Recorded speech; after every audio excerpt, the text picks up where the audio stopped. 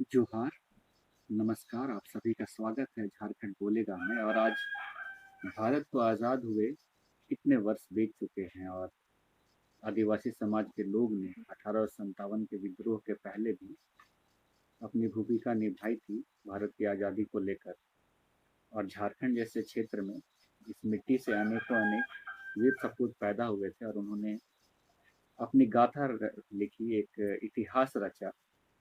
और सारे लोग इस चीज़ को आज जान रहे हैं कि किस तरीके से उन्होंने लड़ाई को लड़ी, एक विश्व के सबसे बड़ी ताकत से, और सब कुछ न्यौछावर कर दिया। और आदिवासियों की जब जनगणना हुई सरकार में, ब्रिटिश सरकार में पहली बार, उस समय आदिवासियों को एक अलग पहचान, धार्मिक स्वतंत्रता के रूप में मान्यता मिली थी सेंसस में 1881 से। और उनको 10-10 साल के अंतराल में होने वाले सेंसस में अलग अलग नामों से एक अलग मान्यता मिलती रही आज़ादी के पूर्व तक। लेकिन भारत आज़ाद हुआ और 1951 में जब आज़ाद भारत में पहली बार सेंसस हुई, उस समय आदिवासियों के जो अलग धर्म कोड थे, जो सेंसस में मान्यता मिली थी, वो हटा दिया गया। तो इसको लेकर आदिवासियों की जो है आंदोलन वर्षों से चल रही है और ये मुखर होकर 60 के दशकों से अपनी आवाज़ को उठाते आए हैं अपने अलग धार्मिक स्वतंत्रता की पहचान को लेकर। और आज आदिवासी समाज जो है आज तक राजनीति का जो है षड्यंत्र के जाल में फंसती रही है। और आज भी जब 2021 की जनगणना होने वाली है अगले साल, और उन्होंने जो मांग की है सरकार से कि उनको एक अलग धर्म कोड की स्वतंत्रता मिलनी चाहिए, शायद वो नहीं मिल पा रही है। और इसी को धूमिल करने के लिए विश्व हिंदू परिषद के जो प्रभारी हैं, संगठन मंत्री है झारखंड बिहार के केशव राजू, उनके द्वारा बयान दिया गया कि अयोध्या में जो 5 अगस्त को माननीय प्रधानमंत्री नरेंद्र मोदी के द्वारा जो भूमि पूजन करने की जानी है अयोध्या में राम मंदिर को निर्माण को लेकर, तो यहाँ के जो आदिवासियों की धार्मिक स्थल होते हैं, सरना स्थल, वहाँ की मिट्टियों को भी भेजा जाए। और इसका सिलसिला उन्होंने चालू कर दिया और इसका विरोध आदिवासी समाज में हो रहा है। और लोग मुखर होकर सड़कों पर और अपने जनप्रतिनिधियों से भी सवाल करने लगे हैं कि उनके साथ ये अन्याय क्यों किया जा रहा है।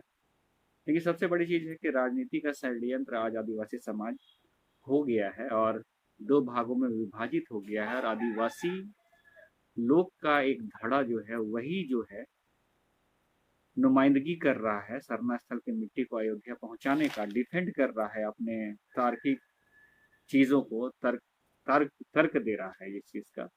और दूसरी ओर समाज के जितने लोग हैं इसका विरोध कर रहे हैं। तो दो खेमों में बांटने में कहीं ना कहीं विश्व हिंदू परिषद और जो सत्ताधारी दल है या फिर जो यहाँ की राजनीति है वो सफल हो गए हैं।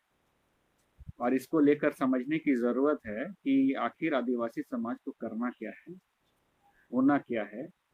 और राजनीति में आज उनकी जो पहचान है या फिर जिस तरीके से उनके हक और अधिकार की जो बात होनी चाहिए, क्या वो हो पा रही है, तो इसको समझने की ज़रूरत है, थोड़ा सा आकलन करने की ज़रूरत है, थोड़ी सी इसमें विवेचना करने की ज़रूरत है, आकलन करने की ज़रूरत है।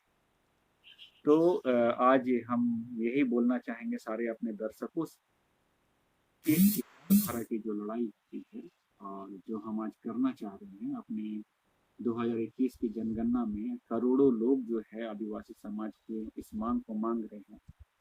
और देश के कोने कोने में आज आवाज़ जो आदिवासियों के द्वारा उठाई जा रही है कि एक अलग स्वतंत्रता के रूप में धार्मिक पहचान उनको मिले, और इसको कहीं न कहीं धूमिल करने का प्रयास राजनीतिक रूप से बहुत सारे लोगों के द्वारा किया जा रहा है। तो इसमें किस तरीके से अपनी मुहिम को आदिवासी लोग एकजुटता के साथ बढ़ाएंगे कि 2021 की जनगणना में उनकी एक अलग पहचान की मान्यता मिले, आज़ाद भारत में जो वो मांग कर रहे हैं लोकतांत्रिक तरीके से, इसको लेकर सोचने की ज़रूरत है। और आज के अखबारों में भी बहुत सारे खबरें आ रही हैं आदिवासी समाज को लेकर। और इन खबरों की तरफ हम लोग को थोड़ा सा ध्यान ये देना है कि प्रिंट मीडिया जो है किस प्रकार हमारे खबरों को छापती है, और किन लोगों को तवज्जो दिया जाता है? क्या उनको जो है समाज के द्वारा कोई अथॉरिटी दी गई है कि वो बयान करें समाज को लेकर?